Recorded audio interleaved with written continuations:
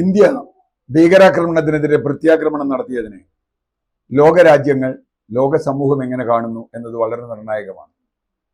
ഞാൻ മനസ്സിലാക്കുന്നത് ഈ ആക്രമണത്തിന് മുമ്പ് തന്നെ ഇന്ത്യ വിവിധ രാജ്യങ്ങളുമായി ചർച്ച ചെയ്തിട്ടുണ്ട്.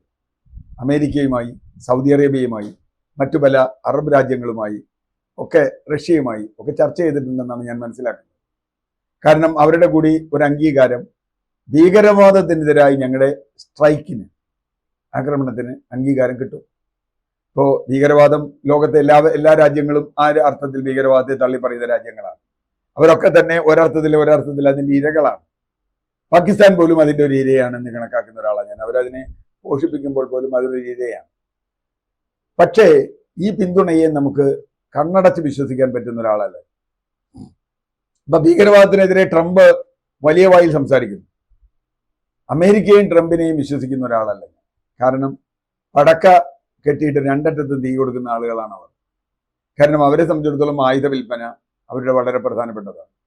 ട്രംപിനെ നമ്മൾ കണ്ടു. അമേരിക്കൻ കോർപ്പറേറ്റുകൾക്ക്, എലോൺ മസ്കിനെ പോലെയുള്ള കോർപ്പറേറ്റുകൾക്ക് ലാഭം ഉണ്ടാവുന്ന നടപടിയാണ് ട്രംപ് ചെയ്യുക.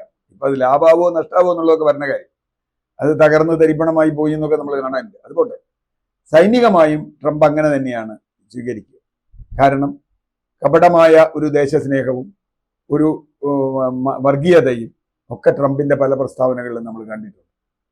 അതുകൊണ്ട് അമേരിക്കയും ട്രംപിന്റെയും പിന്തുണ വിശ്വസിച്ച് ഇന്ത്യക്ക് ഇത്തരം നേരിടാൻ പറ്റില്ല.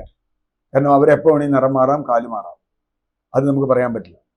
ഇപ്പോൾ വ്യക്തമായി നിലപാടെടുത്തിട്ടുള്ള ഒരു രാജ്യം റഷ്യയാണ് എന്ന് ഞാൻ കണക്കാക്കുന്നു. റഷ്യ ഒരു പരിധി വരെ ഇന്ത്യക്ക് അനുകൂലമായി നിന്നിട്ടുണ്ട്. ഏതായാലും ഐക്യരാഷ്ട്രസഭയുടെ സുരക്ഷാ കൗൺസിലിൽ യുദ്ധം നിർത്തണം, യുദ്ധത്തിൽ നിന്ന് രണ്ടുപേരും പിൻവാങ്ങണം എന്ന ഔപചാരികമായ പ്രമേയം പാസ്സായിട്ടുണ്ട്. അത് സെക്രട്ടറി ജനറൽ പറഞ്ഞിട്ടുമുണ്ട്. ഗുട്ടറസ് എന്ന് പറയുന്ന അദ്ദേഹം പറഞ്ഞിട്ടുണ്ട്, ഇത് രണ്ടുപേരും യുദ്ധത്തിൽ നിന്ന് പിൻവാങ്ങണം. അത് ഐക്യരാഷ്ട്രസഭയുടെ ഒരു സ്ഥിരം മന്ത്രമാണ്. ഒരു മന്ത്രം അവരിങ്ങനെ മന്ത്രം പോലെ പറഞ്ഞുകൊണ്ടിരിക്കും. പക്ഷെ ഒരു തരത്തിൽ യുദ്ധം നിർത്താൻ അവരെ കൊണ്ടോട്ടാവില്ല. നമ്മൾ കണ്ടിട്ടുള്ളതാണ്. ഉക്രൈൻ യുദ്ധം നിർത്തണം എന്ന് പറഞ്ഞുകൊണ്ടിരിക്കേണ്ട എത്ര കാലമായി? റഷ്യ പിന്മാറില്ല, ഒരു രക്ഷയില്ല. ഫലസ്തീനിൽ ഇസ്രായേലിന്റെ അതുപോലെയുള്ള ആക്രമണങ്ങൾ, പരസ്പര യുദ്ധങ്ങൾ നിർത്തണം എന്ന് പറഞ്ഞിട്ട് എത്ര കാലമായി? എത്ര UN പ്രമേയങ്ങളുണ്ട്. അതുകൊണ്ട് UN എന്നൊരു പേരിനുള്ള ഒരു സംഘടനയാണ്, അത്രേ ഉള്ളൂ. UN എന്തെങ്കിലും ഒരു ശേഷി ഉണ്ടെന്ന് അറിയുന്നില്ല. ഈ യുദ്ധത്തിൽ ചൈന ഒരു പരിധി വരെ പാകിസ്ഥാനൊപ്പം എപ്പോഴും നിൽക്കുന്ന രാജ്യമാണ്. ചൈന പോലും ഇപ്പോൾ പറഞ്ഞത് രണ്ടുപേരും യുദ്ധത്തിൽ നിന്ന് പിൻവാങ്ങണം എന്നാണ്. അതുകൊണ്ട് പാകിസ്ഥാന് പരസ്യമായ പിന്തുണയൊന്നും ചൈന കൊടുത്തിട്ടില്ല, കൊടുക്കില്ല എന്ന് ഞാൻ പറയുന്നില്ല. കാരണം ചൈനയുടെ ജിയോ പൊളിറ്റിക്കൽ സിറ്റുവേഷൻ പാകിസ്ഥാൻ ചൈനയ്ക്ക് വളരെ പ്രധാനമാണ്. അതുകൊണ്ട് ചൈന ഏത് സമയത്തും വരാം. തുർക്കി എന്ന് പറയുന്ന ഒരു രാജ്യമാണ് ഇപ്പോൾ പാകിസ്ഥാന് പരിപൂർണമായി പിന്തുണ കൊടുക്കുന്നത്. തുർക്കിയുടെ രാഷ്ട്രീയമൊക്കെ നമുക്കറിയാം. അതുകൊണ്ട് ഞാൻ അതിന്റെ മറ്റ് വിശദാംശങ്ങളിലേക്ക് പോകുന്നില്ല. ഓരോ രാജ്യത്തിനും അവരുടെ നിലപാടെടുക്കാനുള്ള അവകാശമുണ്ട് എന്ന ജനാധിപത്യം അംഗീകരിച്ചുകൊണ്ട് തന്നെ അവർ പാകിസ്ഥാൻ, അപ്പൊ പാകിസ്ഥാനെ പരസ്യമായി പിന്തുണച്ചു വന്നിട്ടുള്ള ഒരേ ഒരു രാജ്യം തുർക്കിയാണ് എന്നാണ് ഇപ്പോൾ മനസ്സിലാകുന്നത് ഇതുവരെയുള്ളത്. ചൈന രണ്ട് വഞ്ചിയിലും കാലിടും. ഒരുപക്ഷെ ലോകത്തിന് മുമ്പിൽ സമാധാനം പറയും, ഇപ്പുറത്ത് പറയും. പക്ഷെ ലോകരാഷ്ട്രങ്ങളുടെ മുമ്പിൽ ഒരു വലിയ വെല്ലുവിളി. അതെന്താ? പാകിസ്ഥാന്റെ കയ്യിൽ ആണവായുധമുണ്ട് എന്നതാണ് ആ വെല്ലുവിളി.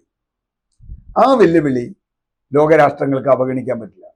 കാരണം പാകിസ്ഥാൻ ഒരു ഗതിയുമില്ലാതെ വന്നാൽ, ആ ആണവായുധം ഇന്ത്യക്ക് നേരെ പ്രയോഗിച്ചാൽ, ഒരുപക്ഷെ 1945 ആഗസ്റ്റ് 9 ശേഷം മനുഷ്യന് നേരെ ആണവായുധം ഇതുവരെ പ്രയോഗിച്ചിട്ടില്ല.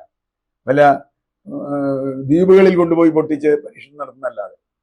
പക്ഷേ ആണവായുധം ഇന്ത്യക്കെതിരെ പ്രയോഗിക്കാൻ തീരുമാനിച്ചാൽ ലോകരാഷ്ട്രങ്ങൾക്ക് പിന്നെ വർത്തമാനം പറഞ്ഞിട്ട് കാര്യമില്ല. കാരണം ഇന്ത്യയെ സംബന്ധിച്ചിടത്തോളം ഇന്ത്യക്ക് തിരിച്ചടിക്കേണ്ടി വരും.